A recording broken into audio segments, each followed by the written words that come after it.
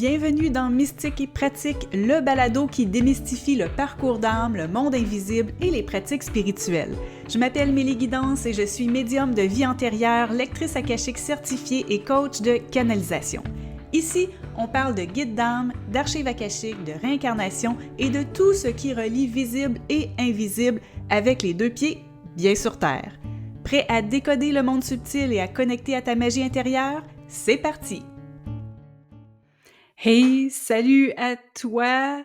Bienvenue dans mon univers, bienvenue dans ce nouvel épisode de podcast. Comme on dit par chez nous, tire-toi une bûche, mets-toi à l'aise, va chercher ta tasse de thé, de café, de tisane. Moi, comme à l'habitude, j'ai ma fidèle tisane à la menthe. Je vais peut-être prendre des pauses pour en boire pendant le podcast. Je reste vrai, ce n'est pas un podcast qui est full monté, j'utilise pas d'intelligence artificielle, c'est juste moi qui est comme ça. Alors, plongeons dans le sujet aujourd'hui. Aujourd'hui, on plonge dans un sujet qui fascine beaucoup de personnes, ce sont les âges d'âme ou bien les niveaux d'âme, si tu préfères. Donc, peut-être que tu t'es déjà demandé combien de fois tu t'es réincarné, pourquoi tu vois le monde d'une certaine façon ou pourquoi tu te sens pas toujours à ta place. Alors, personnellement, je travaille avec la structure des 10 niveaux d'âme du médium de renommée Ainsley MacLeod.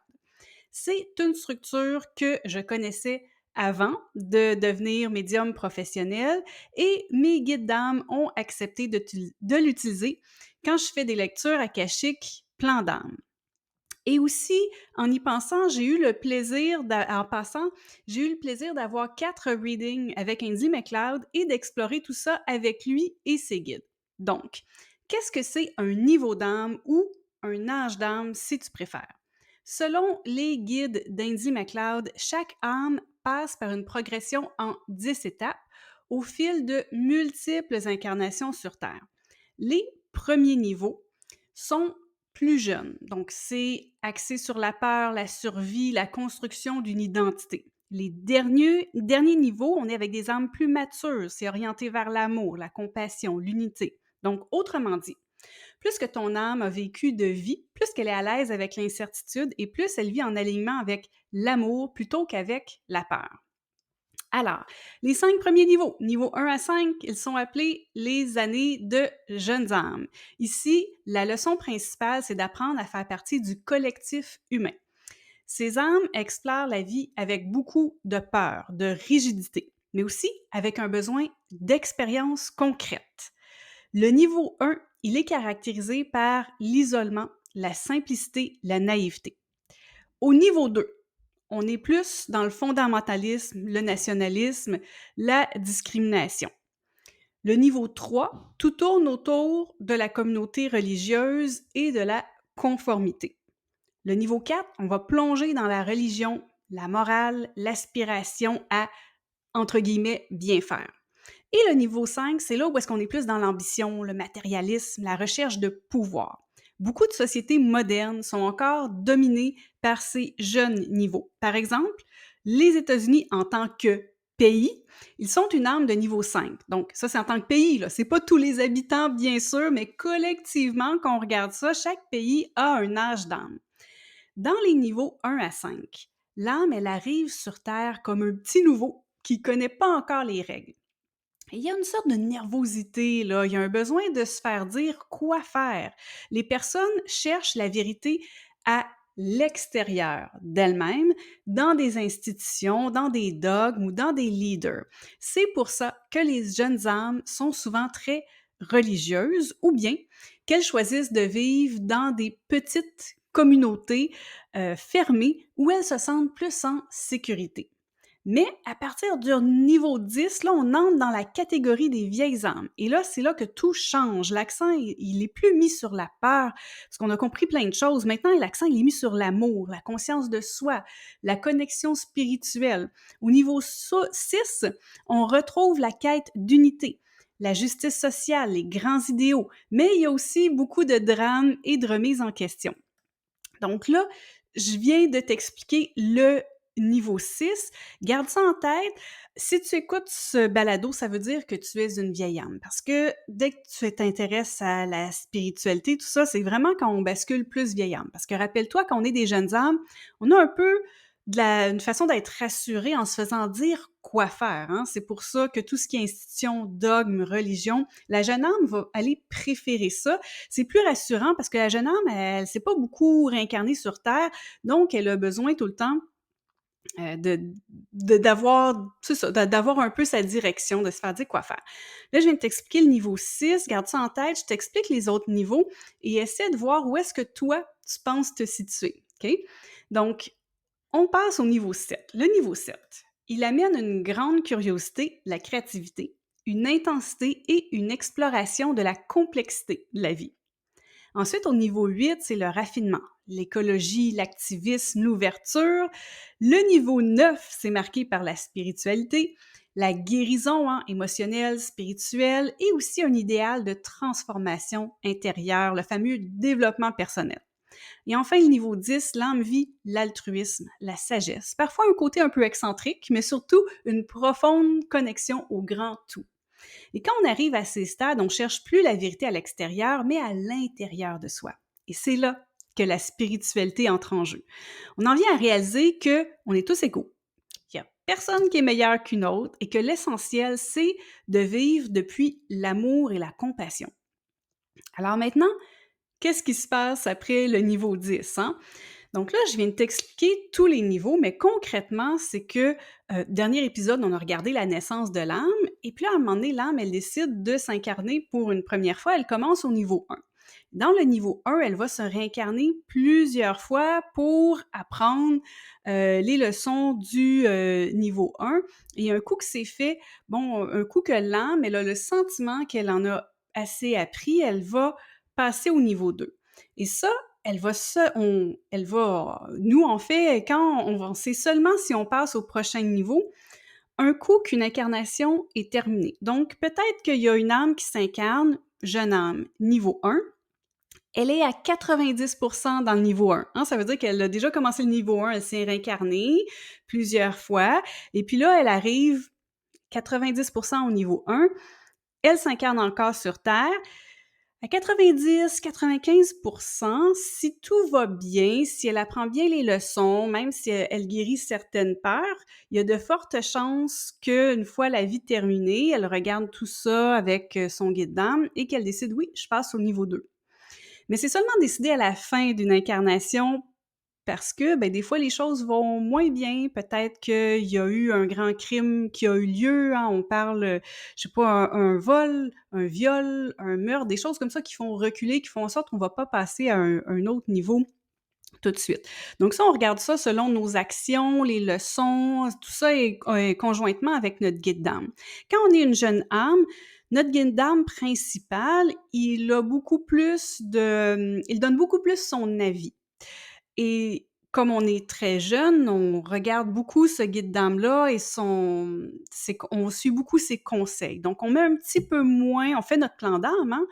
Je vais en parler plus tard, mais on met un petit peu moins notre grain de sel, on suit beaucoup parce qu'on est en train de découvrir comment est-ce que ça fonctionne, toutes les réincarnations sur Terre. Après ça, quand on est une vieille âme, là, on se met à être beaucoup plus indépendant, puis même nos guides d'âme nous poussent à être plus indépendants quand on fait notre plan d'âme.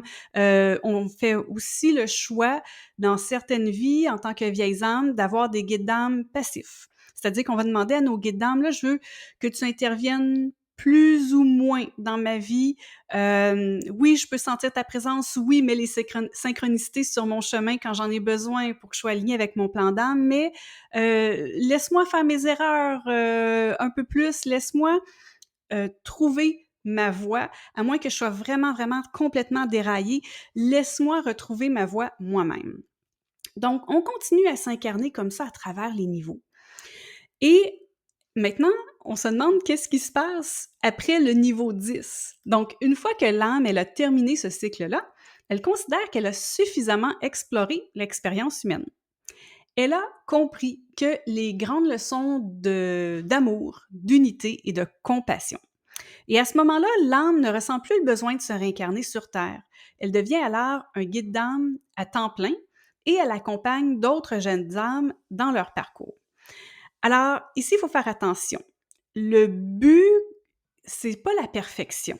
Il y a personne qui est meilleur ou moins évolué. Chaque niveau d'âme a sa raison d'être. Et on a tous et toutes déjà traversé des niveaux plus jeunes. Et les personnes qui sont encore dans des niveaux plus jeunes sont exactement là où elles doivent être. Parce qu'on a besoin de passer tous ces niveaux-là. Et il y a une question qui revient souvent, c'est combien de fois est-ce qu'une âme se réincarne? Bien, en moyenne, une âme peut revenir entre 10 et 15 fois par niveau, parfois plus. Donc, si tu es une vieille âme, et comme je disais, c'est très probable si tu écoutes le balado, tu as peut-être vécu une centaine de vies, voire plus. Donc ça explique un phénomène très particulier qui est la fatigue de réincarnation. C'est ce sentiment de lassitude, de grande fatigue chez les vieilles âmes qui se disent un peu comme à quoi bon face aux défis de la vie. Comme si chaque incarnation, ça finit par se ressembler. Ah, les âmes, il y a plein de jeunes âmes pas expérimentées qui font plein de d'erreurs, à quoi bon à chaque fois? Bon, les âmes s'occupent pas bien de la planète, il y a toujours des guerres. C'est sûr qu'on se dit pas ça avec un souvenir de nos anciennes incarnations, parce qu'on est avec une amnésie de réincarnation.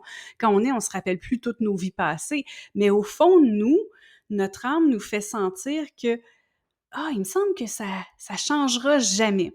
Donc ça, c'est une fatigue de réincarnation euh, qui vient se placer. Et parmi les vieilles âmes, il y a deux façons de vivre ce chemin-là. Il y a la vieille âme qui est pessimiste, qui ressent surtout le découragement, l'impression d'avoir tout vécu, tout vu, et elle va parfois manquer de la motivation pour continuer. Mais il y a aussi la vieille âme qui est plus optimiste, qui au contraire, elle va mettre son attention sur la beauté, sur la compassion, la sagesse acquise et qui va continuer à s'engager dans la vie malgré tout. Et ces deux polarités-là, elles sont normales. Et beaucoup d'entre nous, on va aller osciller entre la vieille âme optimiste et la vieille âme pessimiste. Alors, que tu te reconnaisses comme une jeune âme ou comme une vieille âme, l'important, c'est de voir où tu en es aujourd'hui. Et quelles sont les leçons de ton âme que tu es venu apprendre dans cette vie-ci? Et si tu te demandes comment savoir à quel âge d'âme tu es, ben je te donne ma petite astuce, je t'en ai un petit peu parlé tantôt, mais pendant que je décrivais les différents niveaux, peut-être qu'à un moment donné, tu as senti comme une énergie qui s'élevait en toi. Hein? Peut-être un petit genre ting d'une petite excitation ou un oui qui a été murmuré à l'intérieur de toi. Et c'est souvent le signe que ton âme te montre, c'est là où tu en es. Et si tu n'as pas eu ce déclic, prends quand même un moment pour te demander à quel moment est-ce que tu t'es senti le plus interpellé dans tout ce que je racontais. Parce que ton corps et ton énergie savent avant même ton mental. Et je précise aussi qu'il y a souvent des confusions. Il y a beaucoup de personnes qui sont rendues au niveau 9 et elles pensent qu'elles sont au niveau 6 parce que au niveau 6, il y a le doute qui est beaucoup présent. Et parfois, un fort ego peut te dire que tu n'es pas à un niveau avancé. Mais si tu écoutes ce balado et que tu t'intéresses sincèrement à la spiritualité, c'est déjà un signe que tu es une vieille âme. C'est juste que arriver au niveau 9, on se met beaucoup à arriver, excusez-moi, quand il y a le doute, ça fait en sorte qu'on est très, très, très ouvert. Et c'est très beau d'avoir ce doute-là quand on est une vieille âme, parce qu'on a l'ouverture vers les autres. On se dit, ben peut-être que c'est pas juste moi qui ai tout le temps la réponse, certaines jeunes âmes vont toujours se dire qu'elles ont toujours raison, puis qu'elles ont toujours la bonne réponse, puis on le voit avec plusieurs politiciens qui veulent jamais avouer leur tort, puis qui voient juste leur propre réalité. Mais c'est beau quand on est une vieille âme, qu'on se remet un petit peu en question, puis ça fait en sorte qu'on essaie aussi de voir les choses du côté de l'autre personne. C'est ce qui arrive beaucoup, beaucoup chez les vieilles âmes qui ont le talent pour l'empathie. Et bien là, c'est là qu'il y a le doute qui arrive et ça fait en sorte que quand on étudie les âges d'âme, comme tu regardais aujourd'hui, ben là, quand je t'ai dit: «Ah, niveau 6, il y a le doute», mais là, peut-être que tu t'es dit: «Ah, ben, je dois être plus, niveau 6». Puis des fois, on veut pas se dire que: «Ah, on est une vieille âme trop avancée». On se dit: «Ben, je suis qui pour dire, moi, je suis avancée niveau 9, niveau 10». Donc, je voulais juste amener cette nuance-là parce que peut-être que tu es en train de tomber dans ce piège-là. Et c'est aussi, ironiquement, c'est un piège de l'ego de se dire: «Il faut que je reste humble, il faut pas que je dise que je suis un niveau trop avancé». L'ego, il va dans un sens ou dans l'autre. Soit trop petit, trop d'humilité ou trop, «Je suis le meilleur», donc voilà. Et je voulais aussi dire que si tu es curieux, curieuse, moi je suis rendue à 40 dans le niveau 10. Donc à ce stade-là, mon âme, elle est très axée sur la recherche de sens et j'ai un petit côté excentrique aussi, où je fais les choses à ma manière et à 40 dans ce niveau-là, j'ai aussi une grande soif de savoir et de découverte. Et si ce sujet, ça t'appelle et que tu veux aller plus loin, je te propose une lecture akashique plan d'âme où je canalise tous les choix que ton âme a fait avant de s'incarner. Et ce dit en passant, je commence toujours par canaliser ton âge d'âme et je t'explique comment ce niveau-là t'influence, où tu es rendu dans ton parcours actuel. Donc, je te dis le pourcentage dans ton niveau et tout. Puis c'est un puissant moment qui aide à mieux comprendre pourquoi tu es ici et vers quoi ton âme cherche à t'amener. Donc, je vais te mettre le lien en description de l'épisode si jamais la lecture akashique plan d'âme t'intéresse. Et aussi, tu peux toujours télécharger gratuitement mon aide-mémoire de canalisation pour commencer à poser toi-même tes questions à tes guides spirituels. Alors voilà, c'est ce qui conclut cet épisode. Merci beaucoup d'avoir été là avec moi. J'espère que ça t'a aidé à mieux comprendre ton chemin d'âme et peut-être à te reconnaître dans certaines de ces étapes, à reconnaître ton âge d'âme. Si tu as aimé cet épisode, n'hésite pas à le partager avec quelqu'un à qui ça pourrait parler ou à me laisser un petit mot pour me dire ce que tu en as pensé. Je te retrouve très bientôt pour un prochain épisode et en attendant, prends bien soin de toi et rappelle-toi, ton âme sait toujours où elle va. À très bientôt! Merci d'avoir écouté le balado Mystique et pratique avec Mélie Guidance. Si cet épisode t'a parlé, n'hésite pas à t'abonner à la chaîne et à laisser des étoiles, un pouce en l'air ou un commentaire. Ça aide vraiment à faire connaître le balado à d'autres vieilles âmes qui cherchent à mieux comprendre le monde spirituel. Si tu souhaites recevoir une lecture akashique, un tirage de tarot ou t'inscrire à l'un de mes cours en ligne, tu trouveras tous les détails sur melieguidance.com. Ce balado a été monté par plcm.ca et la musique originale a été composée par record.bandcamp.com. D'ici la prochaine fois, souviens-toi, nous sommes toutes et tous des âmes vivant une expérience humaine et nous pouvons toutes et tous être mystiques et pratiques.